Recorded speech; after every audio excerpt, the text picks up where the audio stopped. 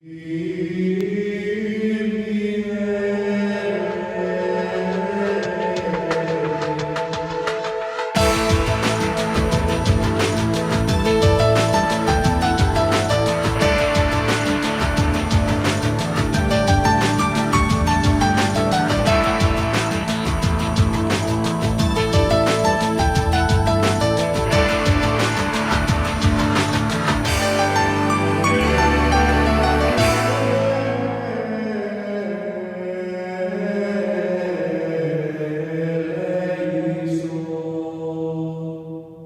evening, and welcome to Sunday Night Prime.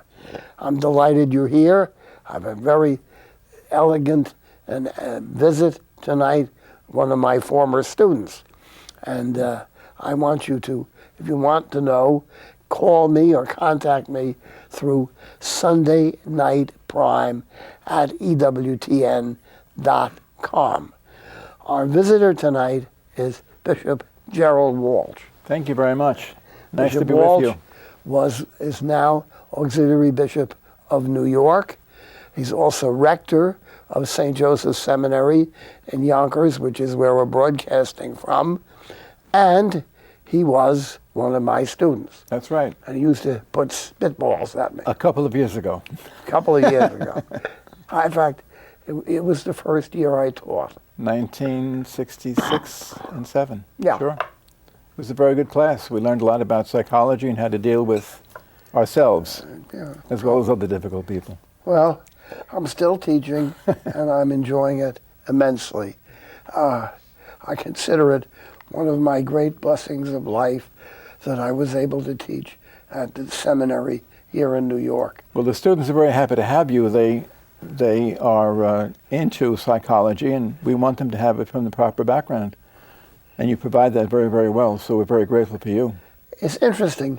People are not as interested in psychology now as they were when you were a student. I know, but perhaps they should be. We have a lot of, in the parishes, you meet a lot of people with troubled backgrounds who could use a faith-based psychological experience, which would not cost half as much as what they're paying elsewhere, and would get them back to the roots of their lives, their faith in the Lord, their obligations to Him and to other people, which are pointed out very, very well.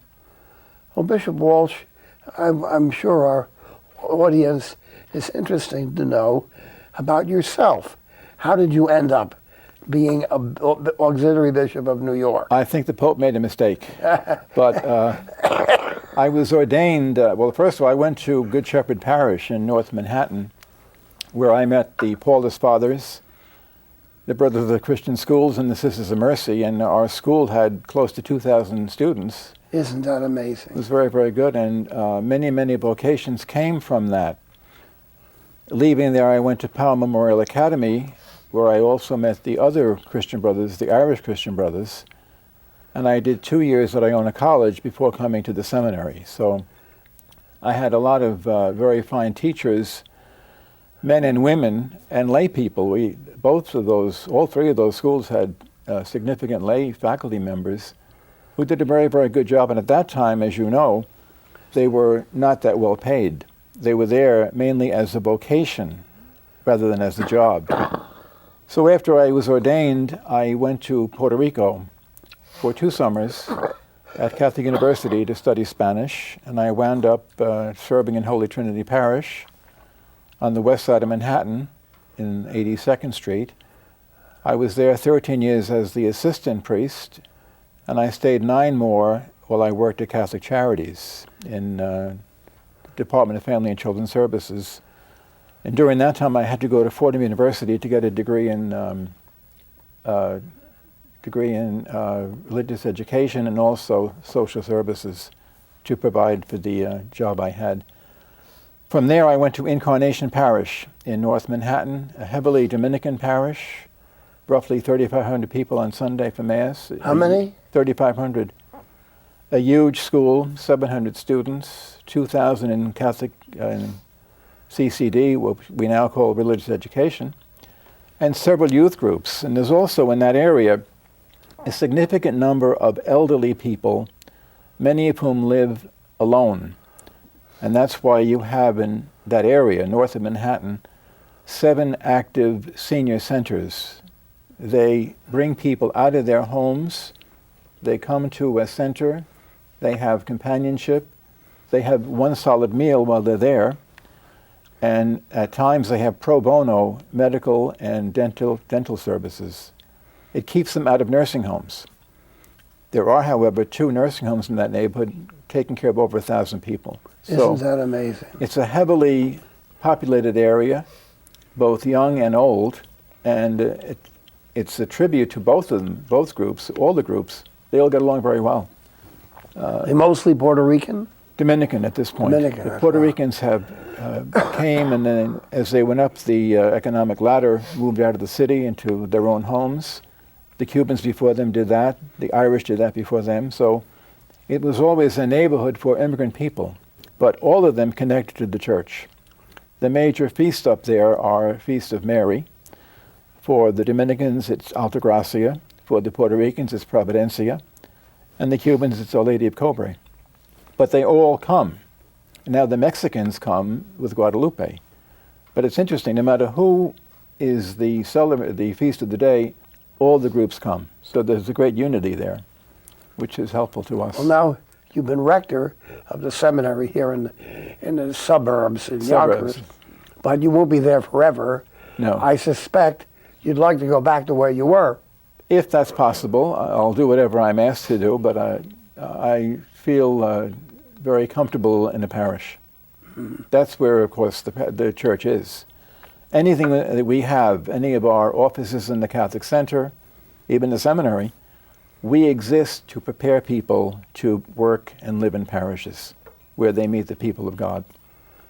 Well, the parish is the living cell That's of right. the Catholic Church. It's education, it's spirituality, it's care to the elderly. If you're bored in a parish, there is something missing. Yes. And it's not in the parish where the missing is. But we'll see what happens. You have to trust in God, and He'll follow, and you follow Him. And when I was a young priest, I was a very good friend of Cardinal Cook. Mm-hmm. And he constantly spoke about the parish. Sure. It was the center interest of his life. It was Cardinal Cook who asked me to go to Catholic Charities and asked me would I go for the degree that I needed. And I said, fine. And he said, when you finish in Catholic Charities, you'll go back to a parish and you'll find out that the degree is very, very helpful. The degree in helping people, social services. A lot of our people need specialized services, but they're not able to afford them. So they come to us, and if we have people who are trained, they get a very good experience. Bishop, for our audience, why don't you give an example, or a couple of examples, of what you do with special services?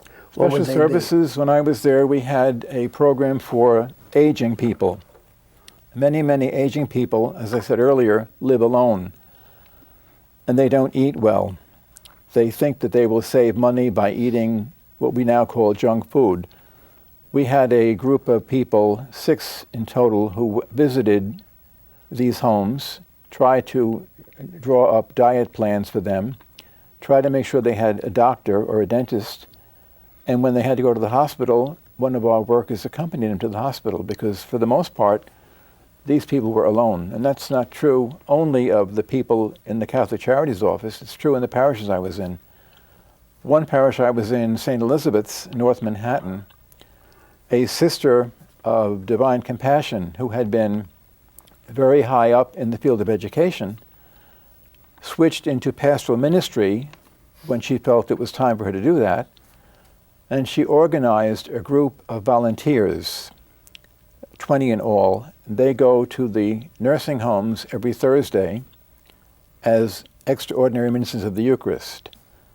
The rest of the week they visited the elderly who are trying to maintain themselves in their own homes.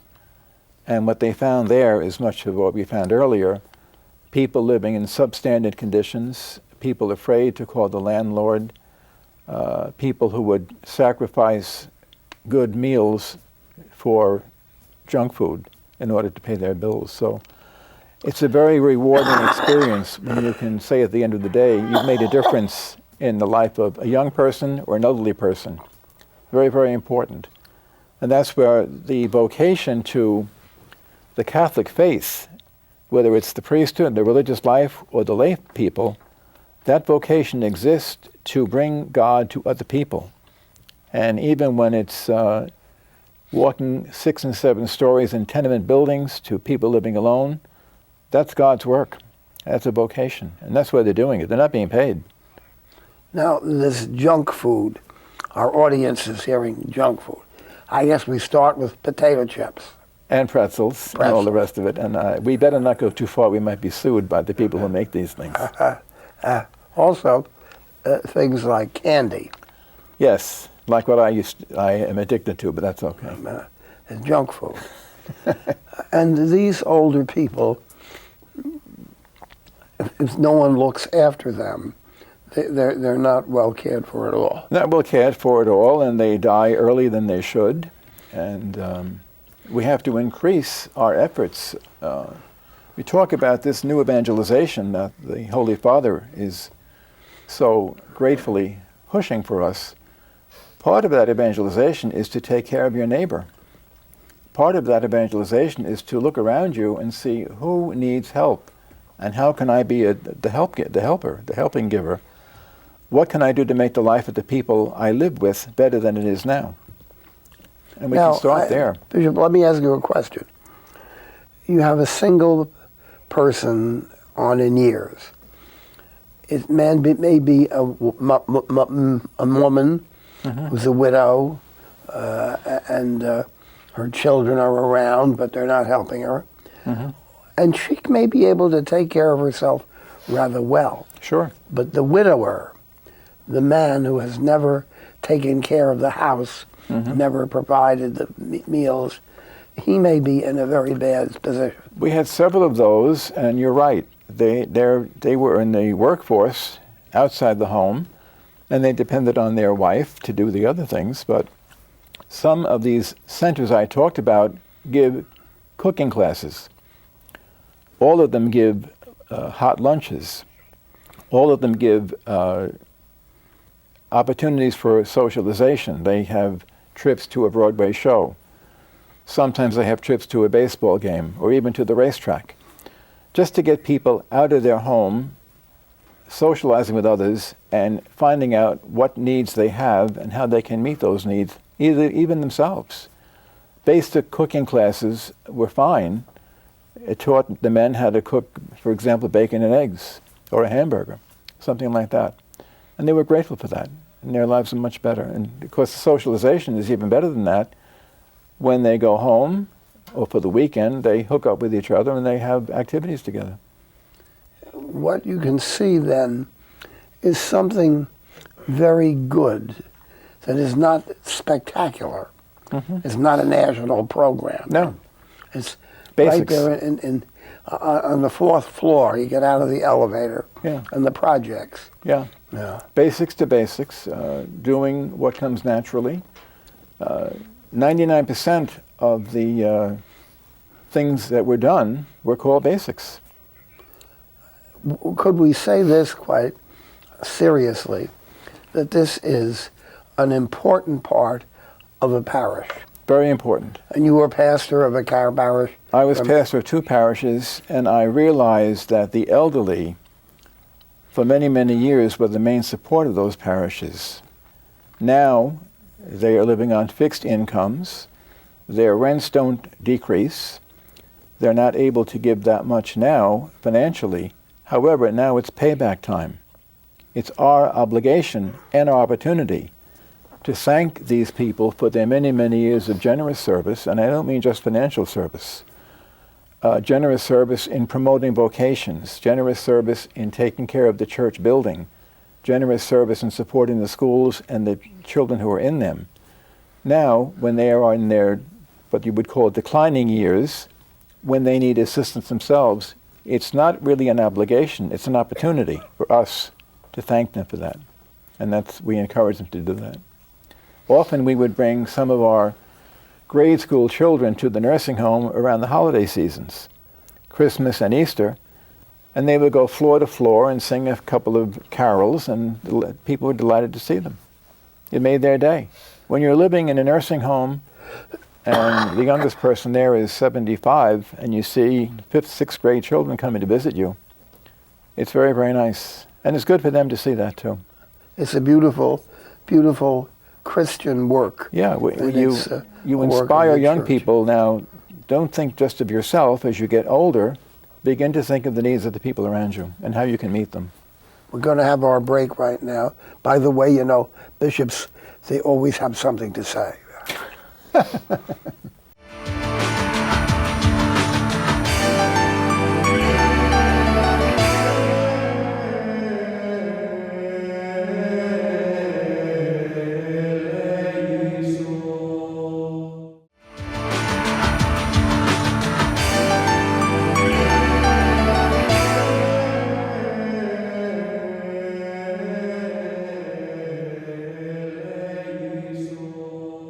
Well, Bishop Walsh, what we've been talking about, of course, is the work of the church directly with people. But now we're talking about vocations. Right. And vocations in a broad sense. What we always used to talk about, religious vocations, priestly vocations, boys becoming brothers, girls becoming sisters. More and more, we've come to call that whatever God asks you to do in this life is your vocation. Exactly. From the Latin word vocare. Vocare. God calls us. So long as it's an honest job, you know, it's a vocation. Sure. If you're a crook, it's not a vocation. You have to find out where you fit.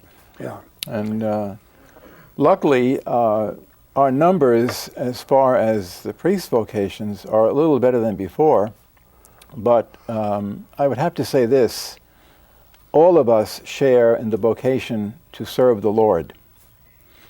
The Catholic Christian vocation. Of course, the majority are called to the married life, and that's fine. If that's what God's calling you to do, please prepare for it as well as you can. Find out your values, the values of your partner, your goals in life, your thoughts on children, and all those things are very, very important. I often use a confirmation mass to say these things because sometimes the students being confirmed are in the 9th and 10th grade and they're beginning to think of the future. So I start off with the married state. It's very, very important. We don't marry the first person we meet, and we don't marry someone because of a bank book or because of what they look like. We have to find out what's inside them. Then, of course, you have the vocation to the single state, which is often forgotten. But if you look around, there are many fine Catholic people who stayed single to take care of maybe their elderly parents when they were ill, or perhaps they were sent out to work at an early age if one of the parents died. You treat each person differently. There's no one formula. So very often, the person who stayed single was the provider for the rest of the family, is not just financially, but in many, many other ways. Then I talk about the need for teaching brothers, teaching sisters and brothers to take care of the sick in hospitals, which was done for many, many years in New York and other places. Our school system is what it is because of the religious men and women who founded it and carried the burden for many, many years. And finally, I talk about the priesthood. You tell the priesthood, I said, I hope you know what the priests do. You're here with me, you're here with your pastor. You know the priests pray with and for you. They give you guidance. They try to inspire you to lead a good life. But once we get the whole idea across, each one of us is called to a specific vocation in this general vocation of loving God and loving neighbor, then we can go from there. I often use when we have communion breakfast at the seminary for groups like the Knights of Columbus or the Sarah Club or the Ancient Order of Hibernians or anybody else that wants to come, I ask them, please, you people are very active in your parishes. You may well know a young man or a young woman who you think would be a good priest or a good religious. in this day and age, they need all the help they can get, the encouragement they can get. So please, if you have the opportunity, say something to them. That may be the spark that lights the fire of faith in them. It's very difficult for priests now. There's only 2, sometimes 3 in huge parishes. They have a lot of work to do, and it's hard to know everyone. Sometimes the lay people who come week after week and live in buildings with these people might say, this person might be a good priest or a good nun. And I asked them to do that. My new friends, the deacons, the permanent deacons. Very helpful. Very, very, Very helpful. helpful. They are trained in a profession. Some are lawyers, some are doctors, some are bus drivers. They connect with the people. Of course, it goes back to the Old Testament, where the widows and the orphans needed assistance, and the order of the deacon was created for that. Here at the seminary, we have a very good number of men who come. They come for 4 years. They come 2 or 3 nights a week after their work is over. And not only do they make these sacrifices, their wives and children do too. And we have to remember the wife is very, very important. As a matter of fact, if the wife is doubtful about this, we stop for a while and talk to them. But they've made a very fine contribution. In many areas, they are doing some of the nitty-gritty in the parishes, the administration. I also, now this is getting out on a thin ice, I think we ought to have deaconesses. You know, in many of the Protestant churches, they have deaconesses. Yeah. And it doesn't have to be a holy order, but an identified group of people.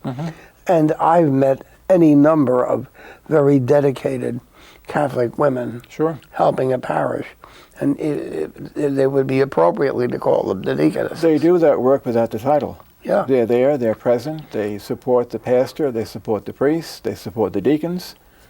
Their work is unseen, but very, very important.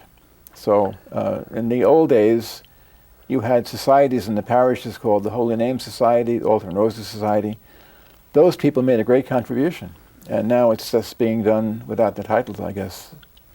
Well, of course, also, in the parish years ago, you had many religious sisters. You and I went to school. Right. I went to 12 years for religious sisters, Josephites, Sisters of Charity, Sisters of St. Dominic. And they were wonderful sisters and wonderful teachers. Some of them were a little bit tough, but I had wonderful sisters. I had sisters for the first 3 years in grammar school, a lay teacher for the 4th year, and the Christian brothers for the last 4. All of them very, very good. The sisters, of course, beside their contribution to the schools, made a wonderful contribution in the hospitals. Did a great job there. And it's unfortunate that that vocation is hitting rough times at the moment, but some groups are beginning to emerge. Your own group of sisters, the Sisters of Life, the Carmelite sisters, the Dominican Sisters of the Eucharist out in the Midwest. God raises up groups to meet the needs of the times, just as he did years ago in education and hospital ministry. Now it's social services in the homes, again it's education in the Midwest, nursing homes. So the key to this is to be trusting in God's providence and at the same time work to make people aware of the needs of the day and how those needs can be met. It's interesting, we've had several seminarians come in from very good careers. One was a practicing pharmacist, doing very, very well. He had been in the seminary and left and came back 20-something years later, and now is ordained and very happily working in a parish in upstate New York. We As had a deacon or a priest? A priest. He's a priest. We had another gentleman come in after a successful career as a lawyer.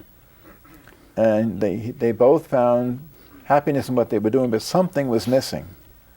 And that something led them to the seminary, and they went through the process, and faculty voted highly on them, and here they are. Well, you're the rector of the seminary now. Right. And you've got young fellows like myself and yourself when we went off to the seminary when we were 18. Right. and you have fellows from other countries, yeah. from Africa. We're very happy to have them. We have classes to help them adjust to the American scene as far as enculturation, language, how American parishes are organized and how they serve people. And for the most part, we're doing very well, I think. What does concern me is the lack of vocations Native Americans.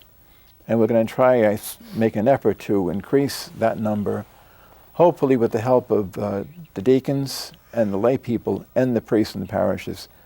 Vocations come from the families and the parish, which is another family. And as I said earlier, young people today need all the encouragement they can get to have a proper value system, to have a proper way of looking at life, and to ask themselves, what am I going to do with my life to make a contribution not only to the society I'm living in, but to myself? Unfortunately, materialism, secularism, false values, the abortion-minded world we're in, the easy option world we're in, this is part of the challenge we face. And we're making progress. It's taking a while, but we're making progress. You know, Bishop, I have to say, I am from Jersey City, so I'm a constitutional pessimist. Jersey City turned out pessimist. But in this particular situation, I'm more optimistic, surprisingly. And I can't even explain why I am. I see a deeper commitment to faith, to Christ. May not all the people that claim to be Catholics, but there's about 33% of the Catholics that are really practicing Catholics. Another third are sloppy. So. And the others are on the edge. But that group, and it reflects in the Protestant world as well, that you have hope that these are the people that are going to have faith. Now, interesting, because they often don't go to Catholic school, or they don't go to a Catholic school, it's a good one, but on television, there are programs, EWTN, other programs that call the person to faith. And that brings it right into their home. We have a group of seminarians who give confirmation retreats on Wednesdays. And very often the children who come from the parishes are public school students. They're very, very attentive. They ask very good questions. And I'm told that when they go back to the parish after they're confirmed, they continue to participate. Perhaps they're lectors or altar servers, but they're there. And that's the key. Get them involved, keep them involved, support them, encourage them, give them role models. We need role models, and I don't mean just priests. We need role models for family life, for religious life, and for priest.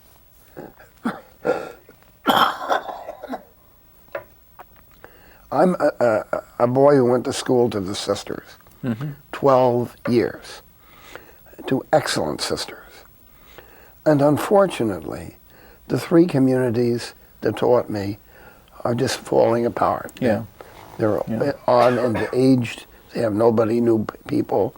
They made, I think, a catastrophic decision not to wear religious garb. I think that was a huge mistake. Well, even with our students here, I stress three things: be approachable, be visible, and be accessible.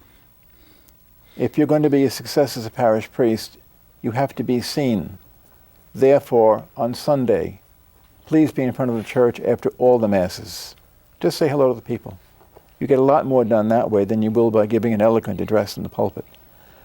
During the week, be visible in the neighborhood. Go to the school. Go to the religious education classes. If there are other groups meetings, often we have AA groups, NA groups. We're not running those groups. We're just there to welcome them, say hello, how are you? If they see that, they'll feel welcome. By all means, go to the hospital. Go see your parishioners when they're in the hospital, and while you're there, even if you don't have a parishioner in the children's ward, walk through the children's ward of a hospital. There you will find who has problems and who does not have problems. It's a wonderful experience. So, approachable, visible, and accessible. The three keys to being a successful parish priest. And it's the same thing with religious order people. I remember after school, when I was in Good Shepherd, the brothers always had baseball games, basketball games, football games in the park across the street. No school that I went to could be called a 9 to 3 school. You could go early and you could stay late. It was like another family. And that's how they got the vocations. Yes. It was very, very well done. And let's pray that it will come back again. I Because agree. we desperately need vocations. And Bishop, we're going to have a break now. Okay. And then we'll wrap us up. Okay. Thank you very much.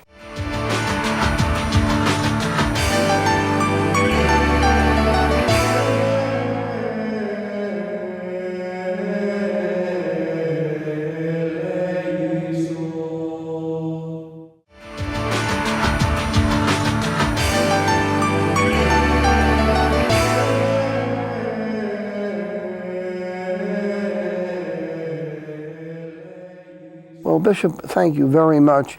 And we've been just chatting between the two of us about Catholic education. You know, in the Catholic Church, we have a huge, expensive Catholic education. Sure. University, college, high school, grammar school. It's not as big as it was, No. but it's there very, very seriously. It's there, and it's a very, very important part of the church and Yes. the neighborhood.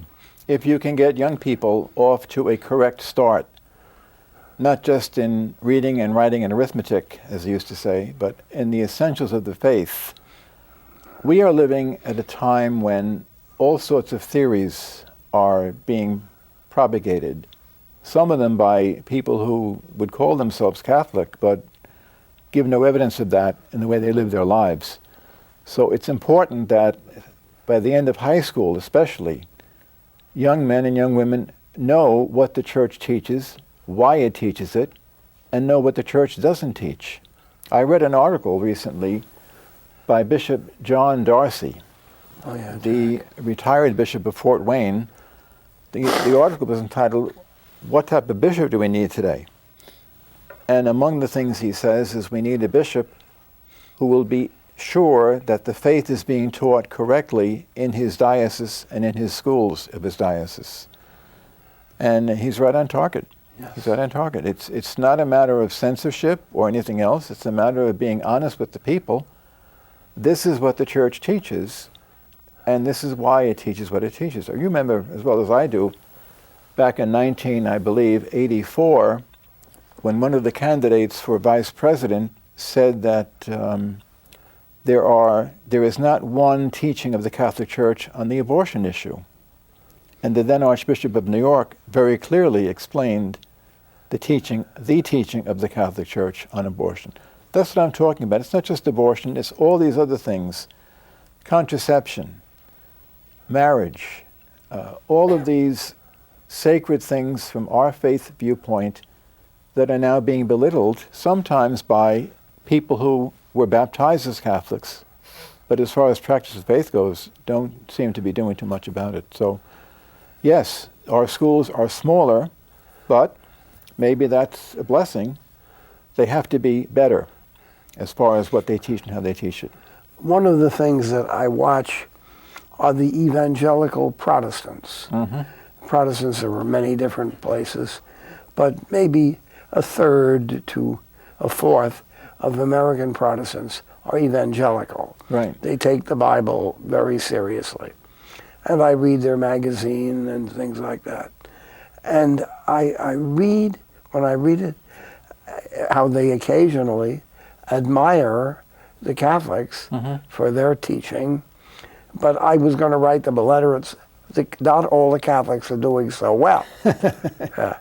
Because, and in the 70s and 80s, Bishop, you would remember there was a lot of sloppy teaching in theology. I remember very clearly one fellow was sophomore in high school. He was on our parish basketball team. He came and told me one day, "Oh, the teacher said if I don't like to go to Mass, I don't have to go to Mass." So I had to explain to him what the Mass was, what it represented, and why he should be there. But that's just one example. Other examples are even worse, especially as far as how you treat the people of the opposite sex, how far you can go in a relationship with them, whether you're married or not. This is not helping anybody. And part of the problem today is the value system is so upside down. Our values as far as how we spend money, you take a couple to a baseball game, a couple of children, you're spending a couple $100. Last year, a very generous benefactor called up the seminary and said, could I send 14 students to a Yankee Stadium Sunday afternoon baseball game? Someone had given him a luxury box for that game. So I sent them. They came back the next day and I said, what happened yesterday? He said, there were 14 of us and there were 6 other people in the box, a luxury box. And the fellow who gave us the tickets came by to say hello, and he said it wasn't his box, it belonged to somebody else. But for that one game, those 20 seats, that box, the cost was $8,000. Wow. So I said to him, thank you for telling me that. Now let's talk about this. 3.5 hours of a baseball game, 20 people, $8,000. $8,000 would pay for a full year tuition in a Catholic school for 2 young people. Where are the values? What are we paying people who do work as doctors, nurses, and teachers? What are we paying people who bounce basketballs and hit home runs? There's the whole problem. There's an issue there. I know they'll tell us that this is the entertainment world, but that's true, it's the entertainment world. But there should be a limit on how much money is taken from the public treasury to put in and being put into the stadia where they have these public games. In the meantime, we have people living in the South Bronx, the poorest congressional district in the country. So there's a problem there. Values. Values. Our schools, and God bless them, they work very, very hard to get this across, but they're facing a liberal media, a media which glorifies horrible things, which loves to attack the Catholic Church and its leaders, but when they're challenged, they back down. You know, so we have to be more vocal, I think. Even amazing that in some popular newspapers in New York and other big cities, relentless attack on the Pope, on the Catholic Church, over and over again. When you stand for something, you better be ready to be attacked, because the culture, if you want to use that word culture, that we're living in does not have the right values, does not have the values that go on and on and on. It's the thing of the trend of the moment. What will get me momentary happiness? What can I do to make myself more comfortable, regardless of what it costs other people? It's sad. Well, Bishop, what we decided I would like to do today, I invite our audience to listen in and to send me some questions and observations, which you can do Sunday Night Prime at EWTN.com, because we have a couple of 100,000 people watching. Soon we're going to have our new cardinal on our program. Oh, good. That'll be very interesting. You know, he's colorful. Yes, he is. He's very interesting. I'll tell you a secret. He calls me Uncle Ben. And I told him I'm not that old. You know? He's a very good spokesman for the church. Wonderful. That's the most important part. Yes. Get the message out. Bring it out. He goes all over the diocese. You know that as well as I do. Schools, hospitals, nursing homes, parishes. Presence. Presence is very important. As I said before earlier to the students up here, presence. when I was Cardinal O'Connor's secretary, I came up here one day in May with him, the day before he was going to ordain 10 students to the priesthood.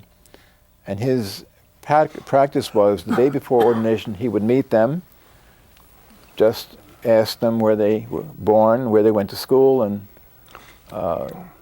where they were in their summers for their summer assignments. And that was all over. And then he asked the then rector, another about-to-be cardinal, Monsignor O'Brien, now Cardinal-elect O'Brien, and he said, have you any advice for the about-to-be ex-students here? And the rector was very, very good. He said, first of all, you will be assigned different places. This is a huge diocese.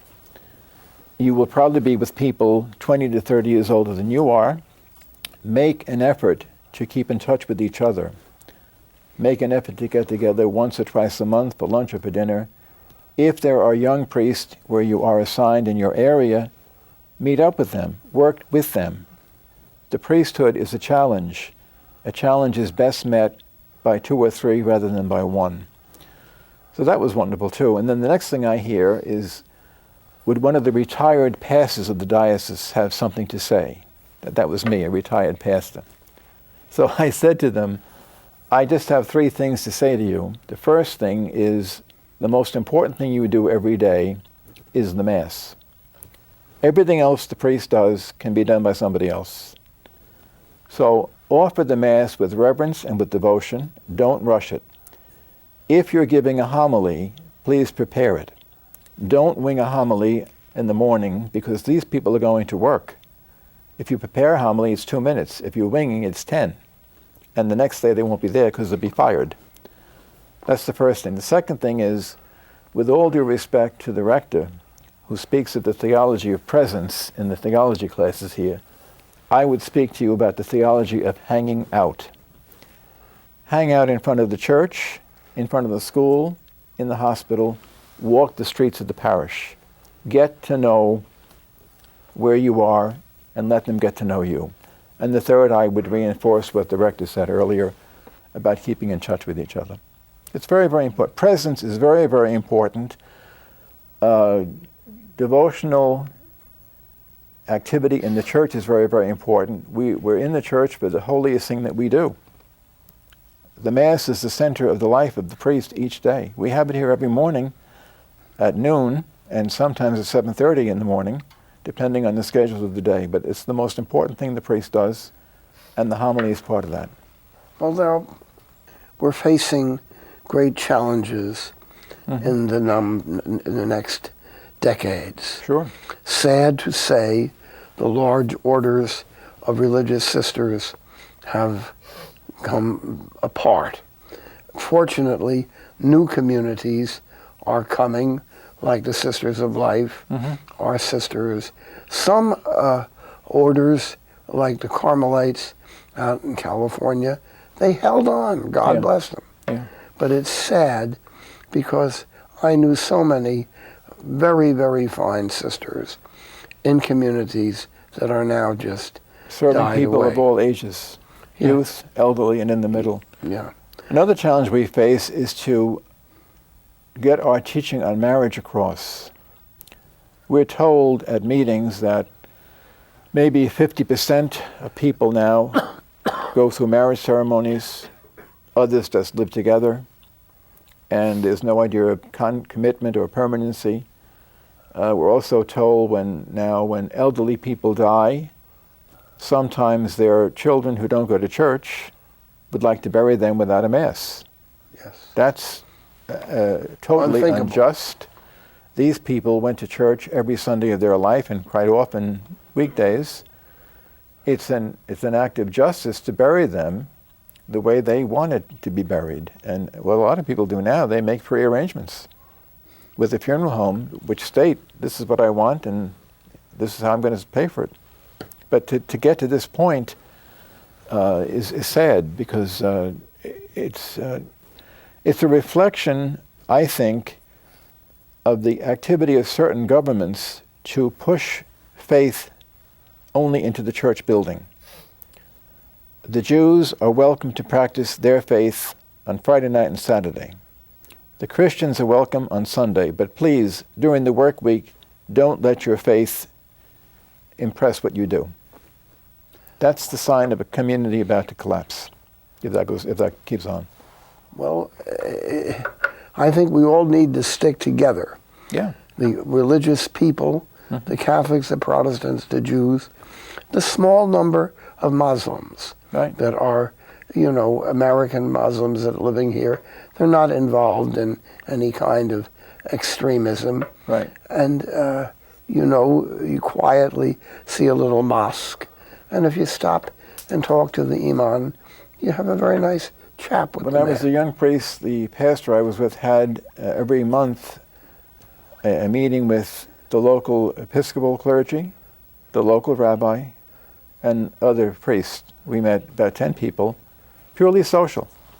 Yes. And there's a lot of things people of faith can do to make the neighborhood better. We got involved in housing. We got involved in setting up AA programs, NA programs. That's basic to all faiths. The golden rule. Do unto others as you have them do to you. Whether it's Jewish, Catholic, or Muslim, John the 23rd often said, focus on what unites. Don't focus on what divides. Yes. Blessed John the 23rd, a long time ago. Well, now, Bishop, you're looking forward to getting out of the seminary. This is my second time leaving the seminary. Leaving the seminary. And the new rector, by the way, is a very fine man, Monsignor Peter Beccari, currently the rector of the Immaculate Conception Seminary in Huntington, Long Island, a priest of the Diocese of Brooklyn. He's been rector for 2 years. He was on the faculty out there for, I believe, 15 or 16. yes. So he's well versed in seminary education and how you run seminaries. So we're very lucky to have someone like that coming here. Yes, so I know Monsignor Beccari. And his brother also. Right, his brother's the pastor in Brooklyn, I believe. Beccari. The other thing is bringing seminarians from Rockville Center, Brooklyn, and New York in one house, which we've done a year ago on the college level, and now we're doing it on the theologate level, is very good for many reasons. First of all, there'll be more of them together. Secondly, when they're ordained, we're all in the same part of the world. My group, my classmates, did not have this opportunity, so we would know not too many priests in those dioceses. Here, with this setup now, they'll know each other very, very well. Yes. So it's good. Oh, yes. It's very good. The church in New York, Yeah. meaning Long Island, Brooklyn, Queens, Manhattan, Bronx, Staten Island. and Westchester. Westchester. We come above. together and Putnam as a united We church. had a couple of days together in the last 2 years in May. We went out there for one day. They came here for one day. Getting to know each other. They're coming back on a Sunday in April to spend the day here to get used to the place. So the first part of the transition went very, very well. Our students went out to Douglas and Queens, and there's, I think, 85 students there from the 3 dioceses. It's working very well. So things are looking better, Much better. and we need to tell everybody that. We've got to keep focused, get the values up, and as Peter said in the epistle one day, look to Jesus. Look to Jesus if you want guidance. Yes, and that's what the essential thing is about. Sure. Keep and follow Jesus. Yeah. Keep your faith focused. If the church follows Jesus, it's doing what it's supposed to be doing. Bishop, I have to remind myself that you were a seminarian that I taught. So I'm really getting old. Don't tell them the mark I got. Oh, and and here you are, the rector, and I know that your heart is with the very poor. Yep. You are a pastor in a Hispanic parish. It was a Dominican parish, right? Dominican, mainly Dominican, but lots of other people from Mexico, Puerto Rico, South American countries, plus elderly Americans. And you also African American people. And they all got along very well. They got along, yeah. Very, very well. Well, God has been blessed to you. How many years a priest? Myself, Be 45 in May. 45. I was ordained at the age of 8. Yes. And what blessing you have been for yourself Thank and you. for the church. Thank you very much. And it was a great blessing for me as a religious priest all my life to work with the priests of New York Archdiocese, work at the seminary, be involved. And your work at Children's Villages, which is where I first met you. Oh, yes. We went up there and we saw how you interacted with these children from troubled homes. Court mandated, I believe, most of them. Yes, yes. And I was with you at one of these programs, and in the front row was a fellow 48 years of age Yeah. who you befriended, and he still comes to see you. Oh, yes. So Yes. that tells a lot right there. Right there. Yeah, very Bishop, much would so. you say a little prayer for us? Sure, in the name of the Father, the Son, and the Holy Spirit. Lord, we give you thanks for this time together. We ask your help, your strength, that we may do your will on earth, that we may advance your kingdom, and be clear about your message to people of all faiths, that they may live in peace and harmony with each other, with you as our center. And we ask this all things through Christ our Lord. Amen. In the name of the Father, Son, Holy Spirit. Amen. And Bishop, we're very grateful. Thank you. And I want to ask you all to support EWTN, help the cause. Mother Angelica will be watching the program, but it's being shown. She got a rosary there, saying rosaries, to keep EWTN on. So God bless. And please send those little envelopes in. God bless.